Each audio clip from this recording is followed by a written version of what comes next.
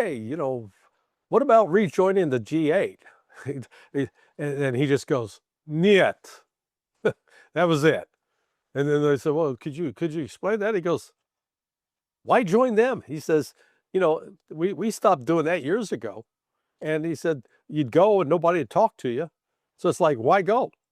They want to be mad at us. So, if you're not going to sit down and have discussions, it's better to spend my time having discussions with people that want to talk.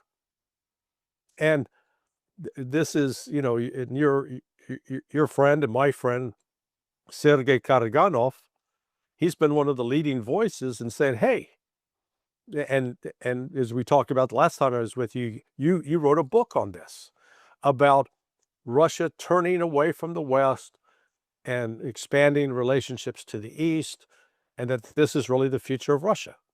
And that's, I think that's where this whole war has accelerated that process, I think. Yeah, I was on this CNN India this morning in an interview, and they also asked, why is Putin coming to India? Does he want to signal to the West that he can, diversify his trade and that it's not dependent on the West? But the whole assumption is that it's still Western centric, though, that it's just, look, I have other partners in the East as a way of negotiating your way back into the West. I was making the point that in the past, the Russians would have done this. They would have accepted some sanctions on Iran. They would have traded their relationship with treated their relationship with China almost as a currency to negotiate a position for Russia to have a seat at the table in Europe.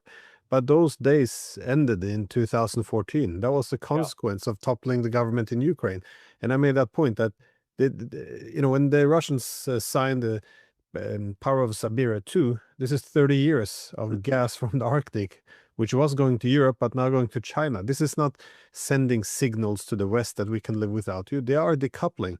Their economy is reorienting to the East. And the Indians are a very important part of this constellation because they don't want all their eggs in the Chinese basket, because then you end up with a bipolar system, the US and China dominating. So if you have Russia and India working together, they're diversifying, they avoid all this dependence on the two largest powers, and then this is the formula for a multipolar system where they don't have to fall in line in blocks or anything. So I think there's still, even the Indians are seeing some of this still through the eyes of this Western-centric view that somehow Russia still wants to get back into the G8, and